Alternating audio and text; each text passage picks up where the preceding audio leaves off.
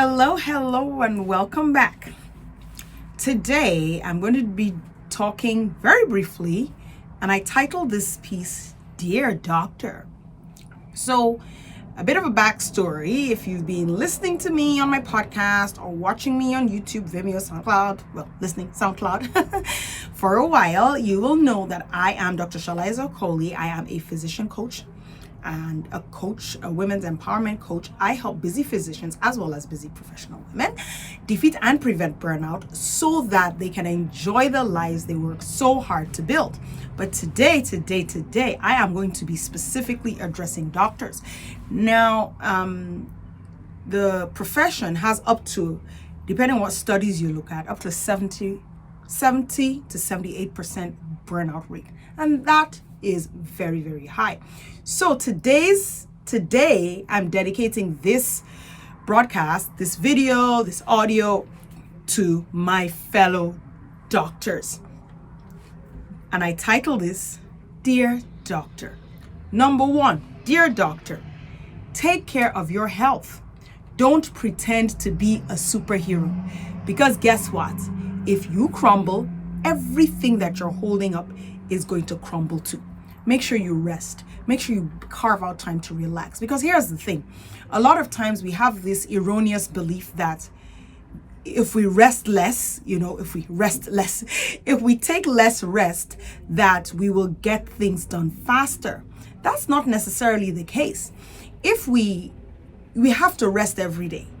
Because there's always going to be more work. And if you don't take adequate rest, it doesn't mean you're going to be able to get all the work done. That's not how life works. You work and you rest. You work and you rest. Okay. Number two, burnout is common, dear doctor, but it does not have to be the case for you. You don't have to fall prey to this scourge. And I have a link where you can watch a masterclass, a free masterclass on burnout prevention titled Burnout to Balance. And in it, I give tools that can help you defeat and prevent burnout. Burnout is common, but it's not necessary. You do not have to fall prey to this scourge.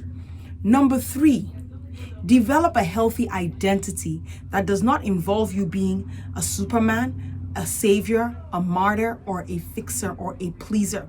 I've done other talks and broadcasts on identity, and you can, have a look at those whenever you get a chance.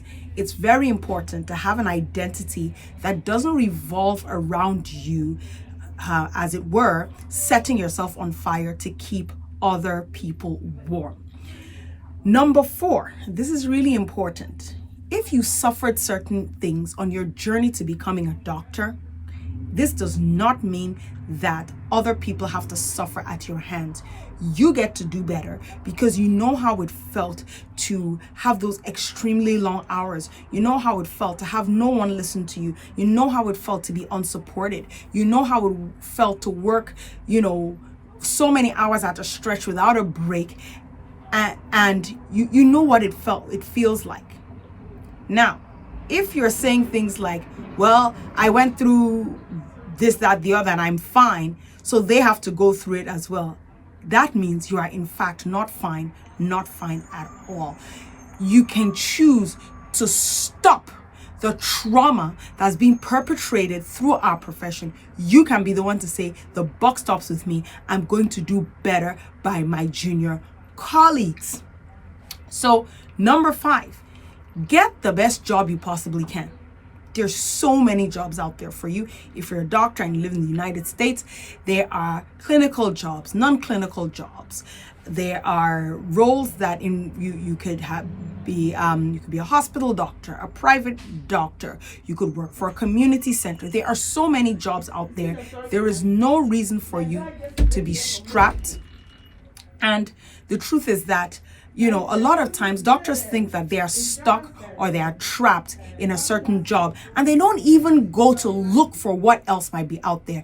Dear doctor, you owe it to yourself. Get the best job you possibly can. Now, I'm piggybacking on number five, which is kind of number six, but kind of the same. Don't fall prey to the fact that there are no jobs. There is a patient shortage. There is a physician shortage. There is no patient shortage. You can get a job. You just have to believe that what you're looking for is out there looking for you as well, and do everything you can to find it. And don't give up until you get what you want. Now, on the path, you might find maybe some other ones that are not ideal, but don't make that your resting point. Don't give up. You get to determine what is the best job for you that you could get, and go after it with everything in you, with the belief that you will surely get what you are looking for.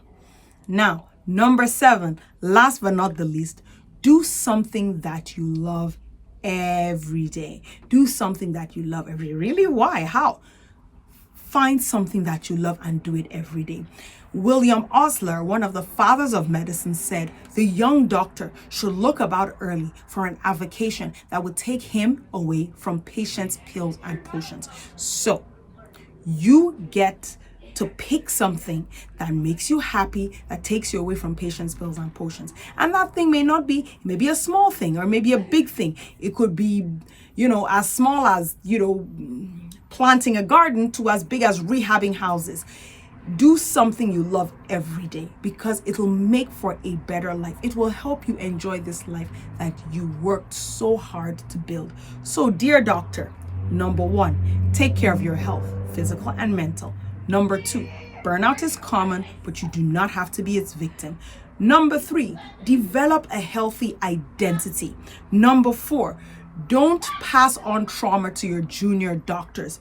Number 5, get the best job you possibly can. Number 6, remember that there are options. And last but not the least, number 7, do something that you love every day. I am Dr. Shola Ezeokoli, physician coach. I help busy physicians defeat and prevent burnout so that they can create options for themselves inside and outside of medicine in order to enjoy the life that they worked so hard to build. So I will see you next time. This is a short and sweet one, but I will see you next time. Share this video, this audio, this podcast. Share so that other people can be empowered also. All right, see you later. Please share, subscribe, and hit the bell icon so that you can know whenever we send out any new videos.